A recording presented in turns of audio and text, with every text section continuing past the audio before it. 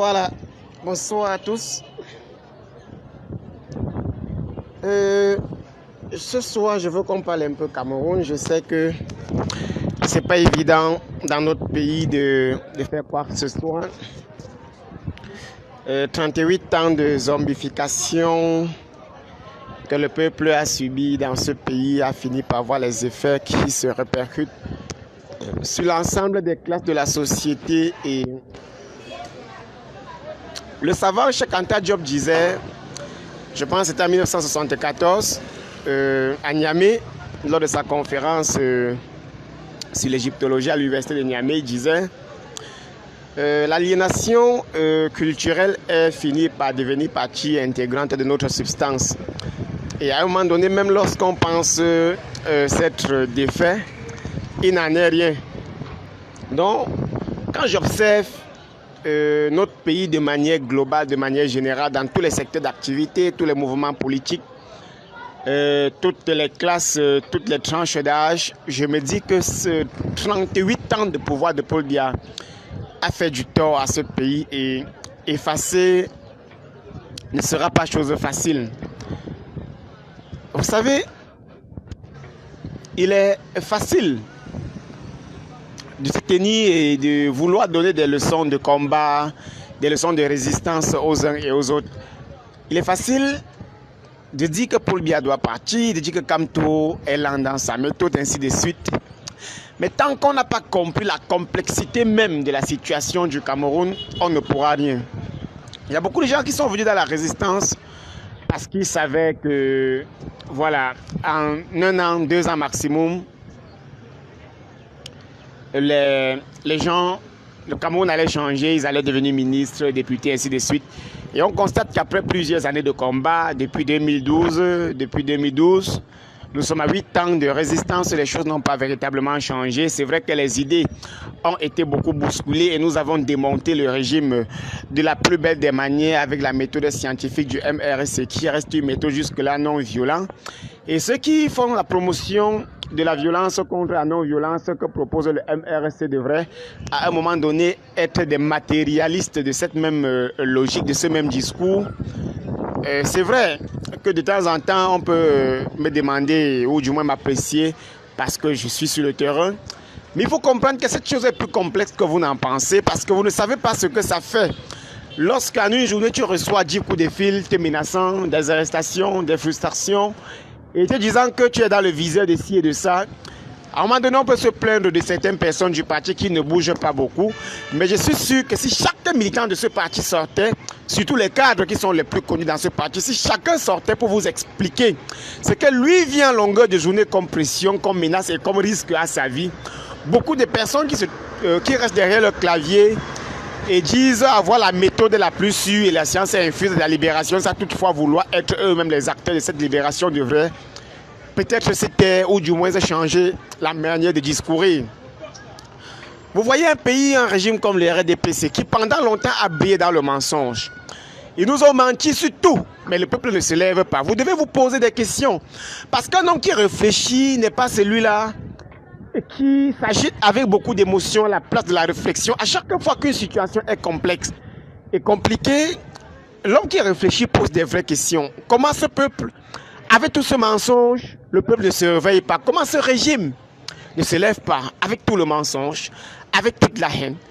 Ils nous ont menti sur tout. Éducation pour tous, c'était un mensonge. Santé pour tous, c'était un mensonge. Les grandes ambitions, c'était un mensonge. Les grandes réalisations, c'était un mensonge. Paul Biya a porté la démocratie, c'était un mensonge. Nous allons nous occuper des réfugiés du Nozo, c'était un mensonge. Nous allons dédommager les victimes de la catastrophe des Éca, c'était un mensonge. Bref, ils ont menti partout. Ils ont menti sur tout. Ils n'ont pas dit la vérité nulle part. Ils ont tout dit. Alors, vous ne vous posez pas la question de savoir pourquoi un peuple peut subir autant de mal et refuser de se lever. Comment un peuple peut subir autant de mal et refuser de s'indigner? Je pense que les gens qui font la sociologie et qui sont militants pro-changement, pro-droit de l'homme, pro-liberté, devrait se tourner, mener des recherches sur la sociologie camerounaise afin de comprendre quels sont les moteurs qui animent cette inertie, quels sont les moteurs qui animent cette incapacité à s'indigner, à se révolter chez le peuple camerounais. Et je pense que si les gens mènent des recherches dans ce domaine-là, ils auront beaucoup de réponses, ils seront beaucoup surpris. Ne pensez pas que même dans les partis politiques, ça va bien. Ça ne va pas bien dans tous ces partis politiques-là, parce que le virus du RDPC est pénétré partout. Le virus de la corruption, le virus de la destruction, le virus des coups bas, le virus de la jalousie, le virus de la haine, le virus de l'inertie, le virus de la paresse, le virus du statu quo, le virus de la lâcheté. Tous ces virus ont pénétré la substance de tous les Camerounais. De tous les Camerounais. C'est pour cette raison que nous devons savoir raison garder et avoir une méthode beaucoup plus intelligente pour attirer l'attention de nos responsables politiques sur les responsabilités qui sont les leurs et les risques que le pays court lorsqu'il continue dans le statu quo. On ne peut pas décider peut-être de livrer les uns et les autres à la vindicte populaire parce qu'on pense qu'on a remis le titre foncier de la libération de ce pays aux uns et que les autres doivent être des spectateurs et attendre que ceux à qui on a remis le titre foncier réalisent les combats qui sont pourtant les combats de notre génération. Alors, le Cameroun est une curiosité planétaire. Planétaire parce que les choses qu'on voit ailleurs et qui indignent le peuple n'indignent jamais les Camerounais. Le Cameroun, c'est le seul pays où vous avez vu sur la situation de Kumba. On s'est beaucoup indigné, on a organisé des mouvements, on a même créé des associations derrière la situation de Kumba. On a fait des communiqués, on a fait des plateaux de télévision. Mais aujourd'hui, on n'en parle plus. Kumba est derrière nous. Les gens sont rentrés dans leur train quotidien. Les gens sont rentrés dans leur inertie. Ils sont repliés sur ce qu'ils sont à l'intérieur d'eux. Ils ont oublié, ils attendent qu'un nouveau drame arrive pour qu'ils réveillent leurs émotions. Alors, qu'est-ce qui se passe exactement dans ce pays? Le régime du RDPC a réussi quelque chose de très spécial, de très salutaire, de très grand, de très surprenant. C'est la capacité à inscrire le Camerounais dans le besoin constant de l'existence. C'est la capacité à faire du Camerounais un homme qui veut vivre et qui ne sort de chez lui le matin que parce qu'il a envie de vivre, que parce qu'il a envie de nourrir sa famille, que parce qu'il a envie de nourrir ses enfants, que parce qu'il a envie de nourrir sa femme, que parce qu'il a envie de payer la scolarité de ses enfants. Alors le fait que nous soyons constamment en train de vouloir réaliser les besoins primaires, les besoins physiologiques de notre vie, nous déconnecte de toute capacité d'indignation. On a dit dans le passé que oui, justement, c'est les pauvres qui lancent la révolte. On a dit dans le passé que c'est les prolétaires qui se révoltent contre le régime. On nous a appris dans l'histoire des révolutions que c'est les quartiers populeux, donc la briqueterie, Bépanda, Dorpassi, Mabanda, que ce sont ces quartiers qui portent la révolution. Mais au Cameroun, c'est le contraire. C'est Maurice Kamto qui doit marcher. C'est Dr Oko qui doit marcher, c'est Pende Koka qui doit marcher, c'est Abed Zongan qui doit marcher. Ces gens dont je cite n'ont pas faim. Ils n'ont pas besoin de quoi manger. Ils n'ont pas besoin de quoi se nourrir. Mais malheureusement, ce sont eux qui portent la révolution. Malheureusement, ce sont eux qui vont en prison. Malheureusement, c'est eux qu'on verse de l'eau. Malheureusement, ce sont eux qu'on fouette. Alors, où sont donc ceux qui souffrent? Où sont ceux qui misèrent? Où sont ceux qui sont victimes? Où sont ceux qu'on a renvoyé les enfants de l'école? Où sont ceux que la police a escroqué l'argent? Où sont ceux qui sont allés en prison pour rien? Où sont ces étudiants qui n'ont pas d'emploi? Où sont ces femmes qui sont violées ou violentées dans les couples mais ne peuvent pas se plaindre parce que le mari est policier ou le mari connaît un policier? Où sont tous ces mondes-là? Alors quand vous voyez un tel peuple, quand vous êtes face à une telle situation, il faut poser des vraies questions. Il faut faire un diagnostic. Il faut écouter, il faut observer. Il faut se demander le pourquoi les choses chez nous sont contraires par rapport à ce qui se passe ailleurs.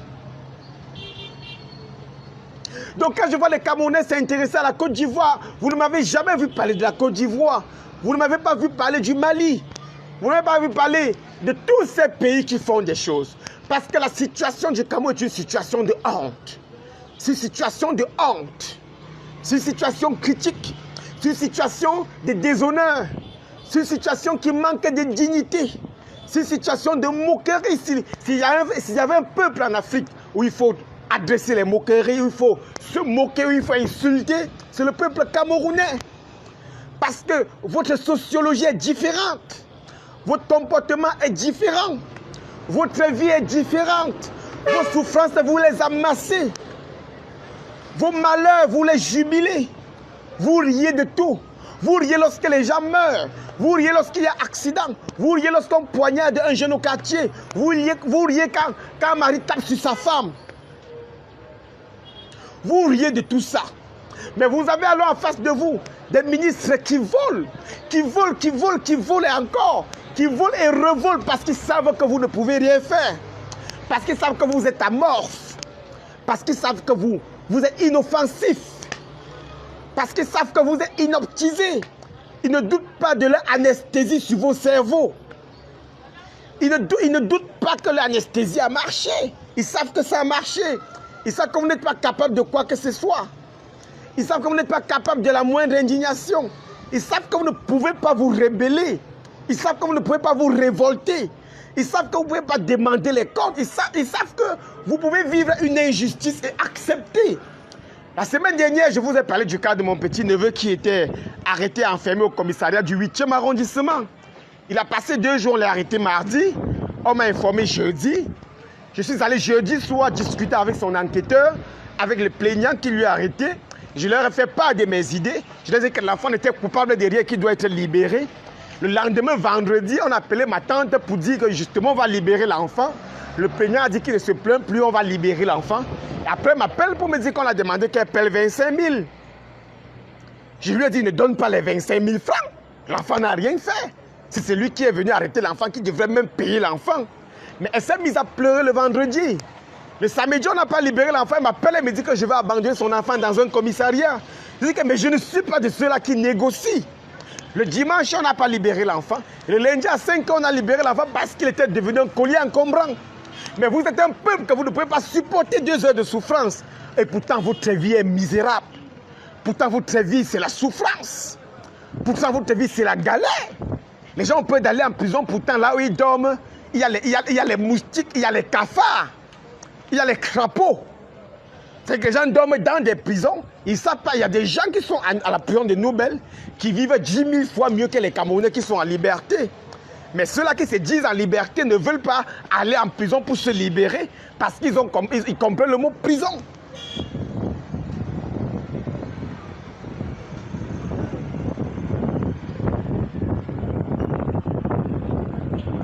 Donc, vous vous rendez compte que c'est ceux qui ne souffrent pas qui luttent pour ceux qui souffrent. On m'a appelé hier, l'ami de la PJ m'a appelé hier, il m'a dit, bon voilà, tu es dans le viseur. La prochaine fois qu'il y a eu marche, même si tu n'as pas marché, on va d'abord t'arrêter parce que je lui ai dit que le Bunga n'a pas peur du soleil, le Bunga n'a pas peur du soleil, le Bunga n'a pas peur de la chaleur, le Bunga n'a pas peur de l'huile rouge, le Bunga n'a peur de rien, le Bunga sait qu'il a déjà été déshydraté, son honneur a été enlevé, il a été séché sur le soleil, fumé dans le four, donc le Bunga peut vivre, le Bunga peut être lancé dans la rue, le camion veut ça monte sur ça. Mais là n'est pas la question. La question est de savoir, est-ce que nous sommes un peuple normal? Vous voyez, M. Nkandem a démarché pour qu'on finance un projet. Voilà, Douala Grand Mall, 80 milliards. Mais à Tanganankuna, lui, c'est là au moins 3 Grand Mall derrière, dans son ventre. Mais Bengo a au moins 4. Onondo a au moins 8. Mendoza, c'est-à-dire que les gens ont consommé le développement de votre pays dans le ventre. Mais vous n'êtes pas capable de vous indigner. C'est pour ça qu'ils reconsomment. Les gens ont mangé le développement dans leur ventre.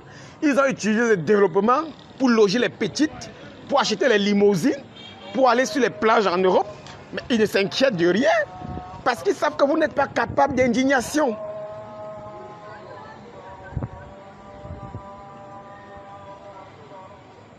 Ils savent qu'on n'est pas capable d'indignation. Donc à un moment donné, je me dis, notre peuple souffre d'une maladie. Quand j'observe, on souffre de notre histoire. Vous savez, le Camerounais a tout échoué. On a tout échoué. On a échoué la guerre de l'indépendance. Dans les années 80, il y a une chose que tout le monde réussissait, c'était le coup d'État. Tout le monde a pu faire un coup d'État dans les années 80, mais le Cameroun a essayé, ça passe, ça a échoué. Vous voyez? Donc nous sommes un peuple inscrit dans la téléologie de l'échec. C'est ça qui nous anime, c'est pour ça qu'on ne croit pas en nous. Les gens ont peur. Sénateur, on va m'arrêter, je veux marcher avec toi, mais on va m'arrêter. J'ai ma femme, je viens de me marier, j'ai mon enfant. On a peur de tout ça. Et c'est pour ça que nous payons le loup tribut. C'est pour ça que nous payons le grand prix.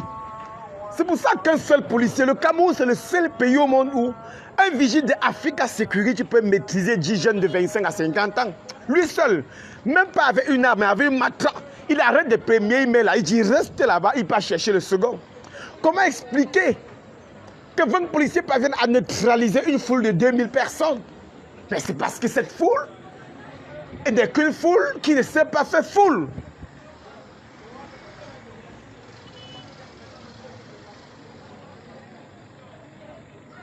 C'est parce que c'est une foule qui ne sait pas faire foule. Au Camerounais, un vigile peut neutraliser. Un seul vigile peut neutraliser 200 Camerounais. Ça fera, ça dit qu'il fera comme si, voilà ce que nous sommes. Voilà comment nous sommes. Voilà comment nous réagissons. Donc ce soir, c'était un petit message d'indignation. C'est parce que là, j'observe, je suis parfois déçu et après je me dis, bon, si je suis déçu, c'est parce que je n'ai pas vraiment compris. Le combat, nous sommes en train de le gagner. Beaucoup de choses ont déjà été faites. Nous sommes sur la bonne voie malgré tout. Le régime aujourd'hui essaye par tous les moyens de suivre. Vous savez, lorsque tu coupes le cou de la poule ou du poulet, voilà, et il secoue ses pieds là, pensant pouvoir faire quelque chose. Lui-même, il sait qu'il n'y a plus rien. Mais il ne peut pas mourir sans secouer les pieds. Donc, voilà, chers frères et sœurs, je suis venu ce soir vous poser un peu mon indignation. Vous voyez à quoi ressemble le Cameroun, non? Voilà. Voilà.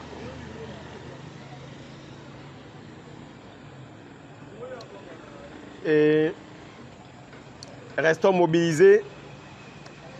Restons mobilisés. Et n'oublions pas aussi que nous avons un autre grand combat, à part le combat politique, qui est le combat entrepreneurial. Parce que l'une des choses même qui caractérise l'inertie de la jeunesse camerounaise, c'est son incapacité à joindre les deux bouts. Le fait que tous les matins, les gens soient toujours en train de sortir pour aller chercher la nourriture du soir. C'est pour ça que vous devez beaucoup travailler aussi, beaucoup lutter, beaucoup travailler, beaucoup lutter, de vous engager dans des projets, vous mettre en groupe. Je vous ai toujours dit, venez à mes séminaires. Je ne fais pas du coaching, je ne fais pas, voilà, je vous demanderai pas de me payer 100 000. Je n'ai jamais payé 100 000 à quelqu'un pour apprendre quoi que ce soit. Je ne sais même pas comment ça se fait. Je ne vous demande pas de payer 300 000 ou 1 million. Mais je vous montrerai tout ce que ces gens vous montrent à 500 000, 1 million. Je n'ai aucun problème avec eux. Mais apprenez, parce que si vous n'apprenez pas, vous allez toujours rester là où vous êtes. Apprenez à faire des projets aussi, parce que la souffrance, la misère, le besoin constant, la mendicité, la survie sont même les origines de l'inertie du peuple camerounais. Et lorsqu'on a inscrit un peuple sur une logique de survie où chaque matin, il faut sortir à 7 heures pour avoir la nourriture de 18 heures, ça pose problème. Ailleurs, on vit avec, on a au moins les réserves pour 1 mois, 2 mois, 3 mois. Donc on peut perdre une journée pour militer. Pour ceux qui ont des projets et qui n'ont pas d'argent, qui ne savent pas comment faire, mais qui ont des vraies idées, ou ceux qui ont l'argent et qui n'ont pas de projet, ou ceux qui ont des projets qui ne marchent pas, je vous ai toujours dit, j'organise chez moi à Douala ce samedi une formation sur le financement de projets, la gestion de projets et la formation. Je vais déboucher sur un programme d'incubation, d'un plan d'accompagnement de 2 mois qui s'appelle 2PR, 2 mois pour réussir. Et à l'intérieur de ce programme, toutes les formations sont désormais incluses, élevage, cosmétique, tout ce que vous voulez apprendre. Je mets à l'intérieur, durant 2 mois, on vous forme, on vous aide à installer votre projet, on vous accompagne, on a une équipe.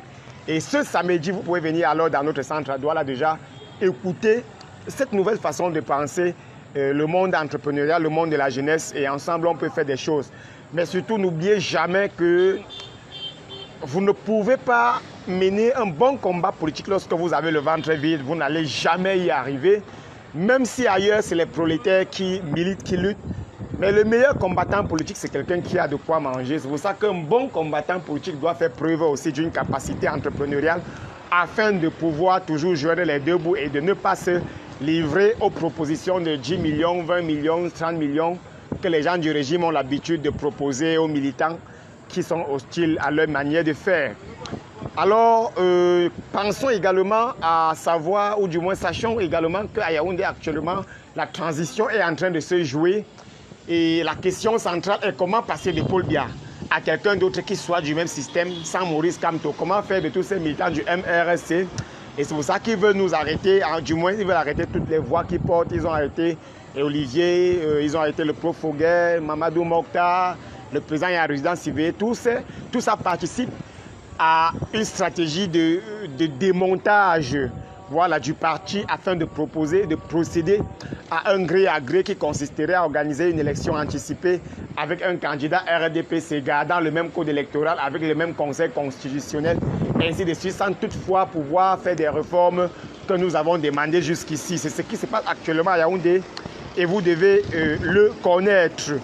Et pour ceux qui sont du côté de la diaspora et qui ont des projets au Cameroun dans l'élevage, je peux vous être un bon conseiller. Et pour ceux qui ont aussi des projets au Cameroun, dans tous les cas, dans tous les domaines, je suis aussi un bon guide pour vous. Vous connaissez mon numéro, tout le monde a.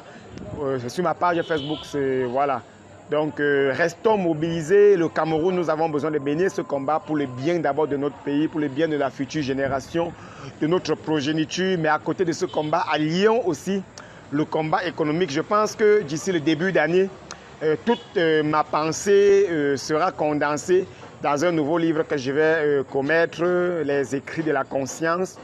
Et dans le livre, j'essaie de développer environ 10 formes de conscience dont a besoin un peuple, une jeunesse qui se cherche. Et parmi ces consciences, il y a la conscience politique, la conscience économique, la conscience culturelle, la conscience entrepreneuriale, la conscience scientifique, la conscience innovatrice, la conscience, ainsi de suite. Et toutes ces consciences, nous devons les développer s'il faut transformer le Cameroun, parce que 38 ans, on nous a injecté l'anesthésie sur notre cerveau et aujourd'hui, nous payons les lourds tributs de cette anesthésie-là. Le régime ne doute plus de rien parce qu'il sait que l'anesthésie a été bien injectée. C'est pour ça, voilà, qu'un commissaire de police peut tirer, un sous-préfet peut tuer une femme au tribunal.